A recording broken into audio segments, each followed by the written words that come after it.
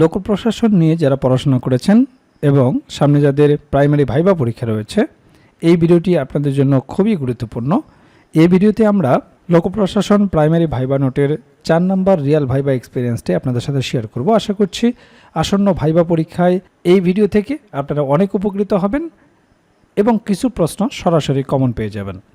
যার ভাইবা নিয়ে আমরা আলোচনা করব, তিনি ব্রাহ্মণবাড়িয়া জেলা থেকে ভাইবা পরীক্ষায় অংশগ্রহণ করেছিলেন। কাজেই ব্রাহ্মণবাড়িয়া জেলা থেকে যারা ভাইবা পরীক্ষায় অংশগ্রহণ করবেন তাদের জন্য খুবই গুরুত্বপূর্ণ। সেই সাথে বাংলাদেশের অন্যান্য জেলা থেকে যারা ভাইবা পরীক্ষায় অংশগ্রহণ করবেন এবং যারা পাবলিক অ্যাডমিনিস্ট্রেশন নিয়ে পড়াশোনা করেছেন তাদের জন্য খুবই গুরুত্বপূর্ণ। তো যেমনটি ছিল তার ভাইবা এক্সপিরিয়েন্স, প্রথমে সালাম দিয়ে প্রবেশ করলাম, এরপরে ডিসি স্যার বসতে বলেন, ধন্যবাদ দিয়ে বসলাম। ডিপিও স্যার কাগজপত্র চাইলেন, বললেন কি এনেছেন দেন। এরপর পিটিআই স্যার যিনি ছিলেন তিনি জিজ্ঞেস করলেন নাম কি আপনার, আমি নাম বললাম। এরপর পিটিআই স্যার জিজ্ঞেস করলেন কোথায় থেকে পড়ালেখা করেছেন, আমি বললাম। পিটিআই স্যার এবার জিজ্ঞেস করলেন কোন বিষয়ে, বললাম লোক প্রশাসন। যখন লোক প্রশাসন বলেছি তখন ডিসি স্যার এই উচ্চারণটা আরও সঠিকভাবে উচ্চারণ করতে বলেছেন। আমি লোক শব্দের পরে স্বর ও সহ উচ্চারণ করে বলেছিলাম। এডিসি স্যার জিজ্ঞেস করলেন গ্রিস কি বলেন। সম্ভবত লোক প্রশাসনের কোনো টার্ম হবে, আগে এমন কিছুর সাথে পরিচয় আমার ছিল না, তাই আমি বললাম সরি স্যার, এটি এই মুহূর্তে মনে করতে পারছি না। এডিসি স্যার তখন জানতে চাইলেন আগে শুনেছেন এই বিষয়ে, তো আমি বললাম জি স্যার শুনেছি। তো মূলত লোক প্রশাসনে গ্রিস শব্দটি সাধারণত অনানুষ্ঠানিক বা অপ্রীতিকর পরিস্থিতিতে ব্যবহৃত হয়, যেখানে কোনো কাজ বা প্রক্রিয়া মসৃণভাবে সম্পন্ন করার জন্য কিছু অতিরিক্ত সুবিধা বা ঘুষের মতো কিছু দেওয়া হয়। এটি সাধারণত সরকারি কর্মকর্তাদের ঘুষ দেওয়া বা তাদের প্রভাবিত করার উদ্দেশ্যে ব্যবহার করা হয়, যাতে তারা তাদের দায়িত্ব পালনে সুবিধা করে দেন বা কোনো কাজে তাদের সহযোগিতা পাওয়া যায়। সহজ কথায় এটি দুর্নীতি বা ক্ষমতার অপব্যবহারের একটি রূপ। এরপর এডিসি স্যার জানতে চাইলেন ব্রাহ্মণবাড়িয়া বাংলাতে বানান করেন, তো আমি বানান করে শোনালাম। ব্রাহ্মণবাড়িয়া জেলা থেকে যারা ভাইবা পরীক্ষা দেবেন বিষয়টি কিন্তু ভালো করে মাথায় রাখবেন। ব্রাহ্মণবাড়িয়া বানান মৌখিকভাবে এবং লিখিত উভয়টাই জানতে চাইতে পারেন। ডিসি স্যার এবার জানতে চাইলেন যে ব্রাহ্মণবাড়িয়ায় একজন বীরশ্রেষ্ঠ শহীদ হয়েছেন, ওনার নাম কি, তো বললাম বীরশ্রেষ্ঠ মোস্তফা কামাল। তখন স্যার জানতে চাইলেন বাকি আরও 6 জন বীরশ্রেষ্ঠের নাম বলুন, তো আমি বলেছি তবে একজন বীরশ্রেষ্ঠ উপাধি বলতে ভুল করেছিলাম, পিটিআই স্যার সেটি ঠিক করে দিয়েছেন। তো আপনাদের সাথে শেয়ার করছি 7 জন বীরশ্রেষ্ঠের নাম। উপাধি সহ যদি না বলেন তখন আপনাকে এটি জিজ্ঞেস করতে পারে যে তার উপাধি কী, এই জন্য উপাধি সহ আপনারা জানবেন। ফ্লাইট লেফটেন্যান্ট বীরশ্রেষ্ঠ মতিউর রহমান, লেফটেন্যান্ট কর্নেল বীরশ্রেষ্ঠ মহিউদ্দিন জাহাঙ্গীর, সিপাহী বীরশ্রেষ্ঠ মোস্তফা কামাল, ইঞ্জিনিয়ার লেফটেন্যান্ট বীরশ্রেষ্ঠ রুহুল আমিন, সিপাহী বীরশ্রেষ্ঠ নূর মোহাম্মদ শেখ, ল্যান্স নায়েক বীরশ্রেষ্ঠ মুন্সি আব্দুর রউফ, সিপাহী বীরশ্রেষ্ঠ হামিদুর রহমান। এবার ডিসি স্যার জানতে চাইলেন এর মধ্যে বিমান বাহিনীর সদস্যকে, তো আমি বললাম flight lieutenant Motiur Rahman. DC sir বললেন উনি কিভাবে কোথায় শহীদ হয়েছেন, ওনার দেহাবশেষ বাংলাদেশে আনা হয়েছে কিনা, তো আমি বললাম মতিউর রহমান 1971 সালে পাকিস্তান বিমান বাহিনীর একজন ফ্লাইট লেফটেন্যান্ট ছিলেন। মুক্তিযুদ্ধ শুরু হলে তিনি পাকিস্তানি বিমান বাহিনীর একটি T-33 বিমান ছিনতাই করে বাংলাদেশের উদ্দেশ্যে যাচ্ছিলেন, কিন্তু পথিমধ্যে করাচির অদূরে বিমানটি বিধ্বস্ত হয় এবং তিনি শাহাদাত বরণ করেন। প্রথমে পাকিস্তান সরকার তার মরদেহ করাচির মাসরুর বিমান ঘাঁটির 4র্থ শ্রেণীর কবরস্থানে সমাহিত করে।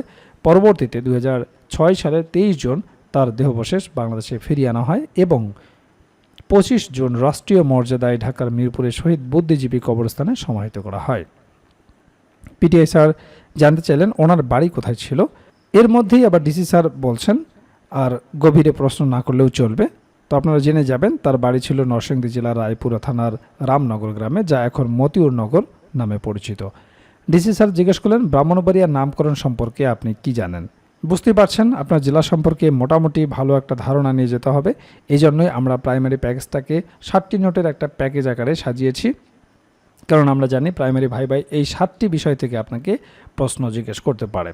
আমাদের এই প্যাকেজে অবশ্যই আপনার জেলা সম্পর্কে একটা সুন্দর সাজানো গোছানো নোট দেওয়া হবে, আপনার জেলা নিয়ে কোনো প্রকার টেনশন করতে হবে না।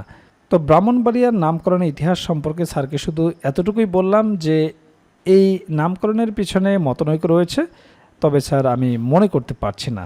তো নিজ জেলা সম্পর্কে কোনো প্রশ্নের উত্তর না দেওয়া পারাটা এটা ভাইবা বোর্ডে একটা নেগেটিভ ইফেক্ট পড়বে। তখন ডিসি স্যার বলেন আমি তো ভেবেছিলাম আপনার কাছ থেকে সেই মতনৈক্যটাই জানতে চাইব, কিন্তু তিনি তো বলতে পারেননি। ব্রাহ্মণবাড়িয়া জেলার নোটে সংযোজন করা রয়েছে। এছাড়াও বাংলাদেশের বিভিন্ন জেলা থেকে যারা ভাইবা পরীক্ষা দেবেন প্রত্যেকের ভাইবা প্যাকেজে আমরা তাদের স্ব জেলার একটা করে নোট দিয়ে থাকি, যাতে নিজ জেলা থেকে কোনো প্রশ্ন করলে উত্তর দিতে সুবিধা হয়। এরপর ডিপিএস স্যার জানতে চাইলেন কেন্দ্র হতে পরিধির দূরত্ব কী। তো বললাম সমান। তো আসলে স্যার যেটি জানতে চাইছে সেটি হচ্ছে কেন্দ্র থেকে পরিধি পর্যন্ত দূরত্বকে ব্যাসার্ধ বলে, এটি স্যার কিন্তু জানতে চেয়েছেন। তো ডিসি স্যার বললেন এই দূরত্বটাকে কি বলে। ওই যে বললাম আপনার কাছ থেকে যেটা জানতে চাইছে সেটি হচ্ছে ব্যাস, ব্যাসার্ধ, এগুলো। এডিসি স্যার এবার খাতায় ছোট একটা বীজগণিতের বিয়োগ করতে দিয়ে সমাধান করতে দিলেন। বুঝতে পারছেন, আপনাকে ছোট ছোট ম্যাথ করতে দিতে পারে, শতকরা সম্পর্কে জিজ্ঞেস করতে পারে, লসাগু গসাগু থেকে জিজ্ঞেস করতে পারে, ভগ্নাংশ থেকে জিজ্ঞেস করতে পারে, লাভ ক্ষতি থেকে ছোট ছোট কিছু প্রশ্ন জিজ্ঞেস করতে পারে। আর এই নিয়ে আমাদের গণিতের বেসিক একটি ভাইবা নোট রয়েছে। তো আমি সমাধান করে দিলাম। এরপর এডিসি স্যার বলেন ঠিক আছে আপনি এবার আসুন, দাঁড়িয়ে চলে আসবো। এমন সময় পিটিআই স্যার জিজ্ঞেস করলেন আপনি কি কোনো সাংস্কৃতিক কর্মকাণ্ডের সাথে জড়িত আছেন বা ছিলেন। তো আমি বললাম জি স্যার, ইউনিভার্সিটিতে থাকতে কয়েকটি সংগঠনের সাথে জড়িত ছিলাম। তখন পিটিআই স্যার বলেন গান গাইতে পারেন। আমি বললাম জি স্যার, গান গাইতে পারি। তখন পিটিআই স্যার বলেন হারমোনিয়াম দিয়ে পারেন। তখন বললাম সরি স্যার, আমি হারমোনিয়াম বাজাতে পারি না। পিটিআই স্যার বলেন হারমোনিয়াম দিয়ে গান গাইতে না পারলে তো সাংস্কৃতিক ব্যক্তিত্ব হতে পারবেন না, আপনাকে অবশ্যই হারমোনিয়াম শিখতে হবে। আমি বললাম জি স্যার, আমি শিখতে চেষ্টা করব। এরপর স্যার বলেন ঠিক আছে আপনি এবার আসুন। আমি সালাম দিয়ে বের হয়ে চলে আসলাম। তো আপনারা দেখলেন ভাইবা বোর্ডে কী ধরনের প্রশ্নগুলো জিজ্ঞেস করা হয়, কোন কোন বিষয় থেকে প্রশ্ন জিজ্ঞেস করা হয়। আর এই বিষয়গুলো নিয়েই আমরা তৈরি করেছি প্রাইমারি ভাইবার জন্য কমপ্লিট একটা প্যাকেজ, যে প্যাকেজে আপনার বিষয়ভিত্তিক ভাইবা প্রশ্নোত্তর থাকবে। একেবারে রিয়েল ভাইবার আলোকে বিষয়ভিত্তিক নোটটি তৈরি করা হয়েছে, যেখানে বিগত বছরে যে রিয়েল ভাইবাগুলো হয়েছে তা সুন্দরভাবে সমাধান করে দেওয়া হয়েছে। সেই রিয়েল ভাইবাগুলোও যদি আপনারা ভালো মতো দেখে যান সেখান থেকেই বেশিরভাগ প্রশ্ন আপনারা কমন পেয়ে যাবেন। এছাড়াও আপনারা জানেন যে ডিপার্টমেন্টে আপনি ভাইবা দিতে যাবেন, সেই ডিপার্টমেন্ট সম্পর্কে অবশ্যই আপনাকে প্রশ্ন জিজ্ঞেস করতে পারে। তো সেই বিষয় সম্পর্কে একটা ভাইবা নোট থাকবে, প্রাইমারি সম্পর্কিত একটা ভাইবা নোট থাকবে। প্রাইমারি ভাইবাই অবশ্যই আপনাকে অনুবাদ জিজ্ঞেস করবে, অনুবাদের উপর একটা ভাইবা নোট থাকবে, যেগুলো প্র্যাকটিস করে গেলেই যথেষ্ট। এরপর আপনার নিজ জেলা সম্পর্কে অবশ্যই আপনাকে দু একটি প্রশ্ন জিজ্ঞেস করতে পারে। আপনার জেলা কেন বিখ্যাত, আপনার জেলা দর্শনীয় স্থান কি, আপনার জেলার নামকরণ ইতিহাস কি, বিখ্যাত খাবার কি, ভাষা ও সংস্কৃতি সম্পর্কে জিজ্ঞেস করতে পারে, মুক্তিযুদ্ধে কী অবদান রেখেছিল, নানাবিধ গুরুত্বপূর্ণ প্রশ্ন থেকে আপনাকে দু চারটি প্রশ্ন জিজ্ঞেস করতে পারে। তো সে সম্পর্কিত আপনার জেলার ওপর সুন্দর একটা সাজানো গোছানো নোট থাকবে। এছাড়াও 1947 থেকে শুরু করে বর্তমান সমসাময়িক পর্যন্ত গুরুত্বপূর্ণ বিষয়ের উপর যে সমস্ত প্রশ্নগুলো আপনাকে জিজ্ঞেস করতে পারে সেই বিষয়গুলো নিয়ে সুন্দরভাবে সাজানো গোছানো একটা সাধারণ জ্ঞান ভাইবা নোট থাকবে। এছাড়াও আপনারা জানেন যে প্রাইমারি ভাইবা বোর্ডে বাংলা ব্যাকরণ এবং সাহিত্য অংশ থেকে বেসিক কিছু প্রশ্ন জিজ্ঞেস করে থাকে, সে বিষয়ে একটি ভাইবা নোট থাকবে। এছাড়াও গণিতের একটি বেসিক ভাইবা নোট থাকবে। আপনারা জানেন যে পাটিগণিত, বীজগণিত এবং জ্যামিতি অংশ থেকে কিছু বেসিক প্রশ্ন জিজ্ঞেস করা হয়। যেহেতু আপনি প্রাইমারির শিক্ষকতা করবেন, একেবারে বেসিক জিনিসগুলো যদি আপনি না বলতে পারেন তাহলে চাকরি পাওয়াটা আপনার জন্য দুষ্কর হয়ে যাবে।